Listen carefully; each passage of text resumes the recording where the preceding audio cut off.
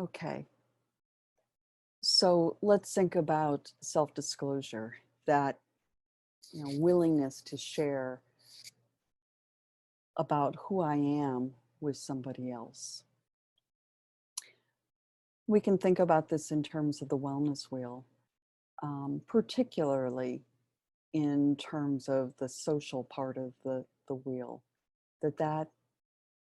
that's an important piece to keeping us healthy. Now, in terms of self-disclosure, one model that has been used to describe self-disclosure is that of the Johari window.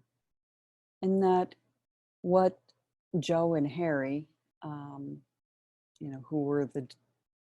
first described this, what they said is that we can think about 4 different areas of self, that part that's known to others and known to ourselves. So for example, you and I both know that I have a white shirt on today.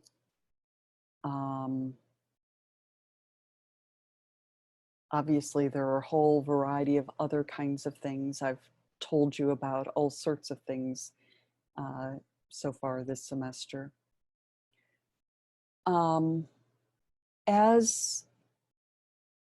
As we disclose to others, that decreases this hidden area. So that may happen in small ways, like, I'm telling you right now that I just got new glasses. And as you know that decreases, and as I share that, that decreases this hidden area. Now, there are some things that you know about me that I may not know. I mean, you may have recognized some of my verbal and nonverbal tics that influence how I'm, or, that reflect how I'm seeing myself.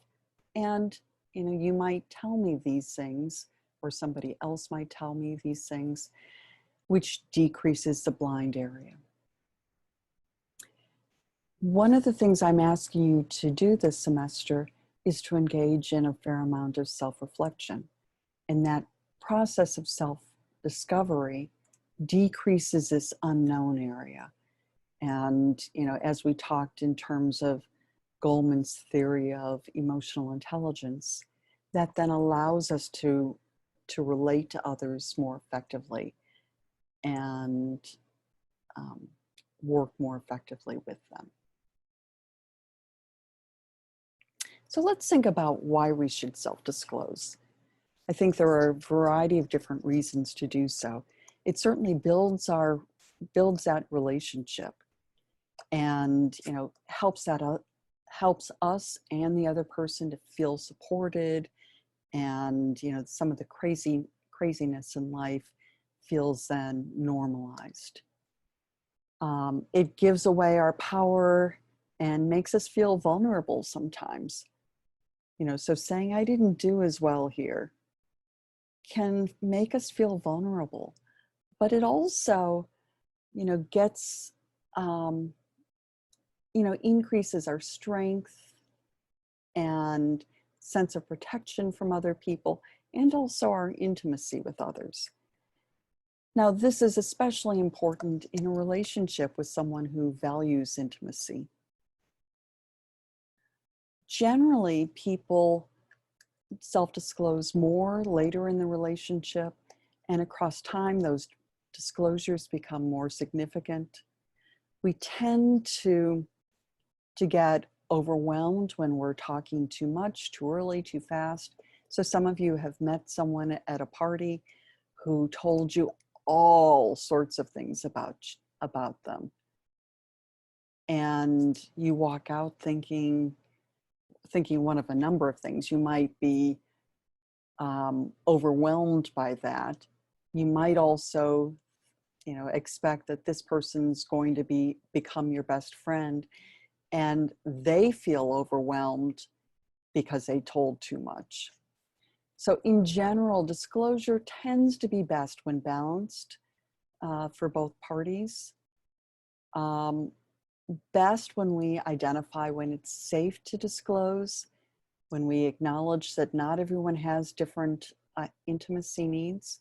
I'm a psychologist. I could talk about feelings forever, and yet that may not be what you want.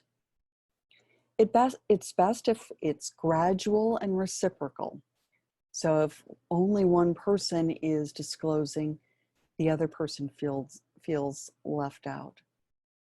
Generally, we start with facts and then move to thoughts and feelings and needs. So we start with more superficial things and then up the ante.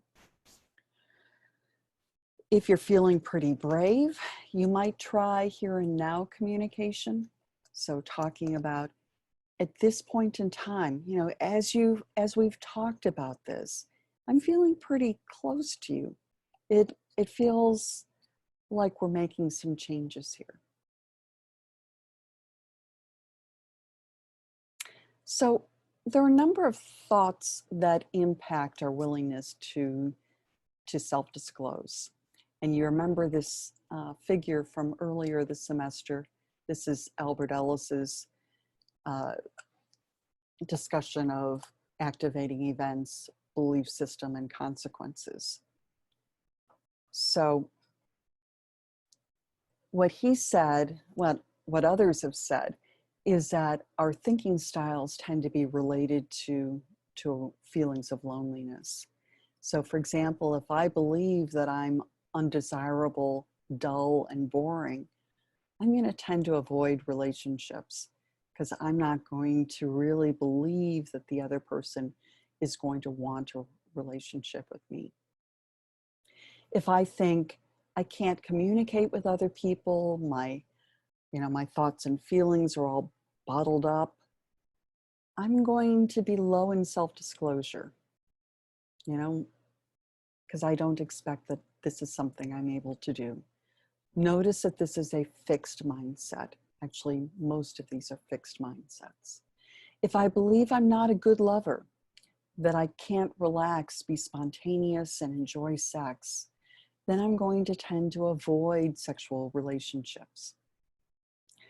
If I believe that I can't get what I want from this relationship, I can't say how I feel or she might leave me, I'm going to be unassertive in relationships. And if I believe that I won't risk being hurt again or that I'd screw up any relationship, I'm going to avoid potentially intimate relationships. And if I don't know how to act in this situation, and I believe I'll make a fool of myself, I'm going to avoid others.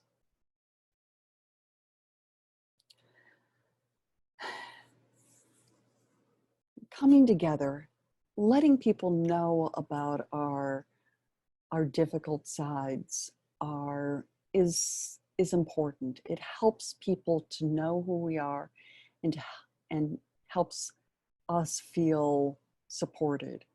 Ash Beckham here in this TED Talk talks about her disclosing her sexuality to a 4-year-old who asked if she was a boy or girl. But Ash Beckham relates this bigger. And she says, there are a whole variety of closets that we live in, things that we're ashamed of and don't feel like we can tell anyone else about.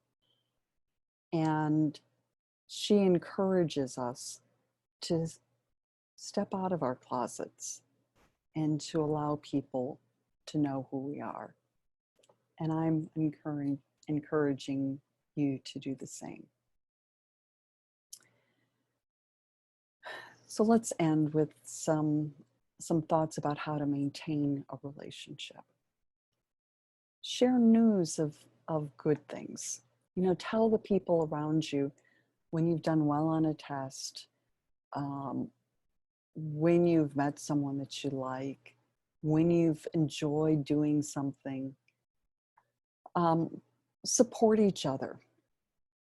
You know, someone's having a hard day, find ways to support them. Find ways of respecting each other. So rather than looking at what they're saying and thinking it's stupid, think think about why this might be important to them. Help them when they need help. Find ways to help or to make each other happy. Have fun together. Trust and confide in each other and stand up for each other. Those are things you can do to maintain a relationship. And take care. Bye-bye.